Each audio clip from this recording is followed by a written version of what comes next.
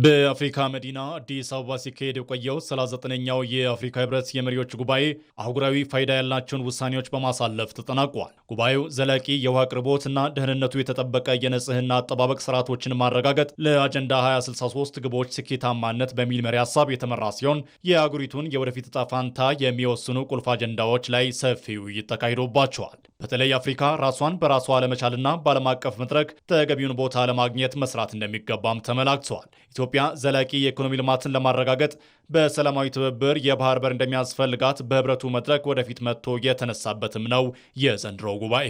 ጠቅላይ ሚኒስትር አብይ አህመድ ውሃ የሁሉ ነገር መሰረት መሆኑን ገልጸው በአፍሪካ ወንዞች ለጋራ ልማት እንደሚውሉ ታላቁ የኢትዮጵያ ህዳሴ ግድብ ማረጋገጫ መሆኑንም ተናግረዋል። በጉባኤው ላይ አፍሪካ በመርህ ደረጃ ካለው የአንድነት እሳቤ ወደ ተግባራዊ ሉዓላዊነት መሸጋገር አለባት ያሉት ጠቅላይ ሚኒስትር አብይ አህመድ በአፍሪካ መረጋጋትና ዘላቂ ኢኮኖሚ ለማረጋገጥ አፍሪካዊ ትብብር እንደሚያስፈልግም ተናግረዋል።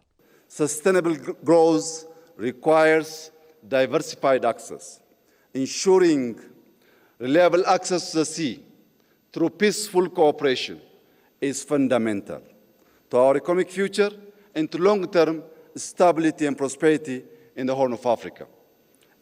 የኢትዮጵያ ዘላቂ ልማት ብዝሃ ተደራሽነትን ይፈልጋል። ለዚህም ኢትዮጵያ በሰላማዊ ትብብር የባህር በር ያስፈልጋታል። ይህ ሲሆን ዘላቂ ኢኮኖሚ ልማትና በአፍሪካ ቀንድ መረጋጋትና ብልጽግናን ለማረጋገጥ ያስችላል።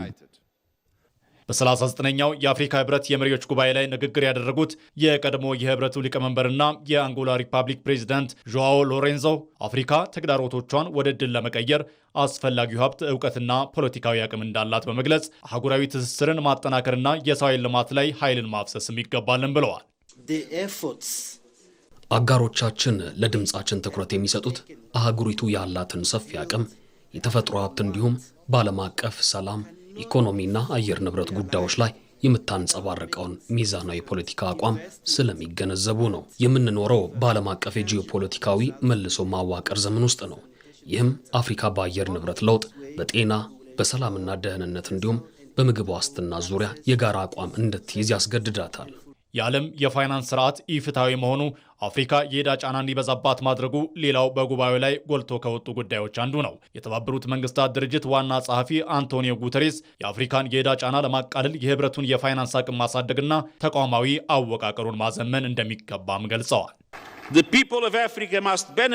አፍሪካውያን ሀብቶቻቸውን በሚገባ መጠቀም ይገባቸዋል። የበለጸጉ ሀገራት ከአፍሪካ አህጉር ጋር በቅርበት እንዲሰሩ ማበረታታትና ማግባባትም እንዲሁ። አፍሪካ አሁን ላይ እንደ ቻይና ካሉ ሀገራት ጋር ያላት መሰል ቅርበት ለአህጉሪቱ የኢንቨስትመንት ስራዎች አጋዥ በመሆኑ ባለብዙ ወገን ዲፕሎማሲን በመከተል የአፍሪካን የንግድና የገበያ አቅም በመደገፍ ጠንካራውን የዓለም ኢኮኖሚ እንድትቀላቀል ማድረግ ያስፈልጋል። በ39ኛው የአፍሪካ ህብረት የመሪዎች ጉባኤ ላይ የአጀንዳ 2063 ግቦችን ለማሳካት አስተማማኝ የውሃ አቅርቦት መሰረታዊ መሆኑ የተገለጸ ሲሆን አህጉራዊ ትስስርን ማጠናከርና የሰው ኃይል ልማት ላይ መስራት እንዲሁም የህብረቱን የፋይናንስ አቅም ማሳደግ አፍሪካ በዓለም አቀፍ መድረኮች ያላት ተሰሚነትና ስልታዊ አጋርነቶችን ማሳደግ ዋና ዋና አጀንዳዎች ነበሩ።